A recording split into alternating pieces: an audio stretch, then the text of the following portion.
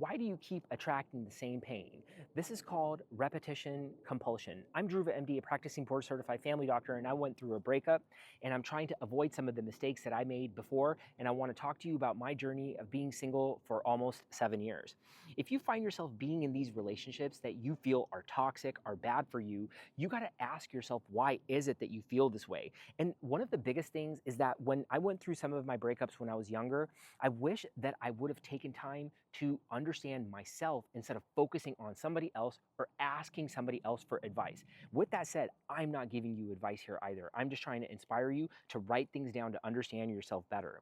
When it comes to somebody who is texting you in a certain way, calling you at a certain time, and then having this pattern and all of a sudden breaks the pattern, that forms these attachment patterns that can really hurt you.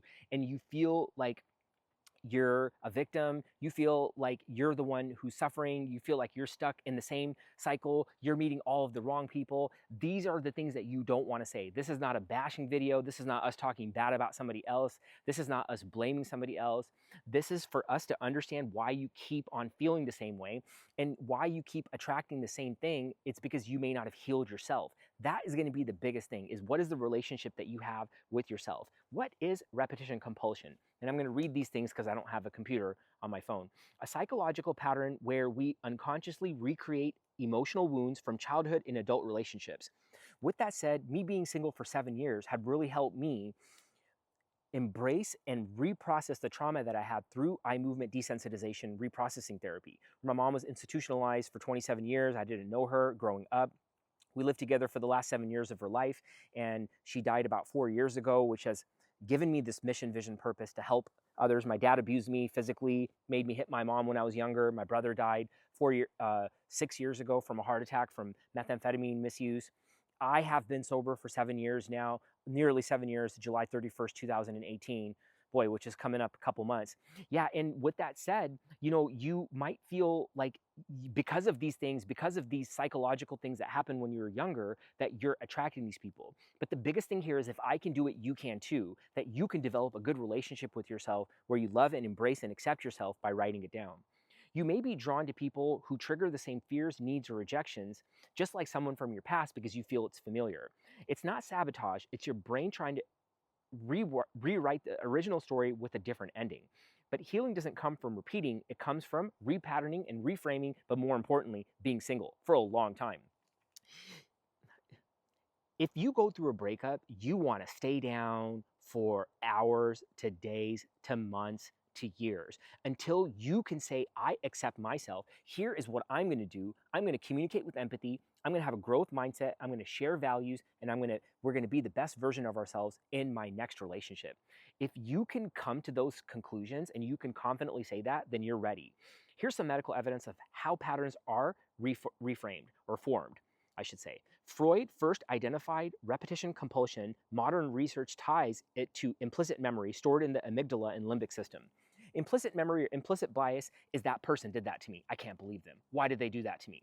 And that's like ingrained. That's implicit. Until you can be aware of it and write it down over and over and over and over again, medications do help. I've had a lot of problems with medications. I am a medical doctor. It's not like I don't prescribe drugs, but I'm not a drug dealer here. I'm giving you a tool that you can use where you don't need anybody else, which I've done because I've lived alone, not believed in myself. I've had mental illness. Well, everybody tells me that I've had these problems with anxiety and depression, ADD. But what I can say here is that I can confidently say that I've accepted and understood myself enough to love my limitations, to forgive myself, to not have these patterns anymore. According to studies in Clinical Psychology Review, unresolved attachment trauma can lead to recurring dysfunctional relationship choices. The key here is awareness and interrupting the cycle through self-reflection and conscious writing. Another thing that you can do when you get into a new relationship is, before you say anything to anybody, write it down in emotional, and don't talk in emotional mind, speak in rational mind. What does that mean? That means you may feel like you're defeated later. You're defeated in the moment. And you just say, look, let's just come back, we'll talk. But you got to write down what you did and why you did what you did. And maybe it's because of something that happened when you were younger. And this is what you're going to do to work on it before you point the finger and blame it anybody else, because that sucks. You're not going to be the best version of yourself. You're going to be stuck in the same rut, same cycle, and you're going to try to fix your emotions, overcome your thoughts, control the environment, erase things erase things, block things out, and then have problems. You won't rely on yourself. You won't accept yourself. You won't be confident. You'll depend on other people for external validation. You will not have good life experiences. And of course, you cannot empower and inspire others. With that said, what helped me heal was mind hygiene, stop blaming myself and decoding myself. I tracked my patterns, I named them, I wrote them, and slowly I rewired the loop. Here is some interesting stuff for you that I do when I come to the woods or even at home where I write. And here is some of the writing that I do on a regular basis. And this is just like some of the things that I'm writing. Here I'm talking about doing squats. Here I'm talking about I'm the first one to keep dating, get it right. I'm not the first one to look from zero. I will have a good mind. I will not be influenced by anybody. I am a good speaker and I do speak from the heart. You know, some of these things that I'm writing to myself all the time and just kind of promises. I like this meditation. Promises. Let me, promises meditation is Promise. P is become the prize. What is prize? That means that you develop yourself enough. You write things down to understand, accept yourself. You work out, you take care of your mind, you meditate, you do it when nobody's watching you. That is the prize. That's the charismatic. That is the winner mindset. Results are so P is prize, R is results, the blessings are bestowed. You just keep on putting the results in all the time when nobody's watching you. It took me 6 years to heal myself from self-hate to self-love. The blessings are bestowed now because I'm constantly at a great part of my, I'm in the best shape of my life. I'm in the best mental, spiritual, physical, financial, best shape. But even going through a breakup, things still sting, but you know what you can do. And that's where some of these things don't work all the time. And that's where the O comes in with the promises meditation, which is only one thing at a time, and that would be to heal myself. M is measure. How long are you taking to heal yourself? I is important. Keep the promises that you make to yourself. S is schedule the promises that you make to yourself. E is create expectations with yourself. This is something that I just made up as I was writing. And when you write these things down, you can make these things up as you go too. You don't have to listen to me. Whatever I'm doing may not work for you. I'm just inspiring you to do it from a different way where you don't need anybody. And what these are family systems therapy, which mind hygiene is based on. It helps you understand the roles and dynamics you were trained to repeat.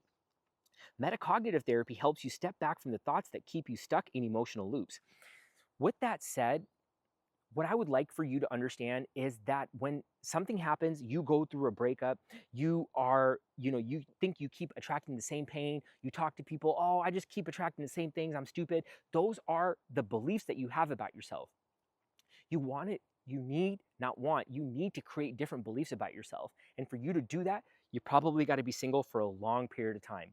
I hope this worked for you. I hope this blessed you. There will be a link in the description below to a mind hygiene PDF that you can follow along. Please comment, share the video. I'll be doing one more video on a story here coming up next. The moment I realized how I knew I was able to receive love and I was not addicted to controlling the environment. That's that.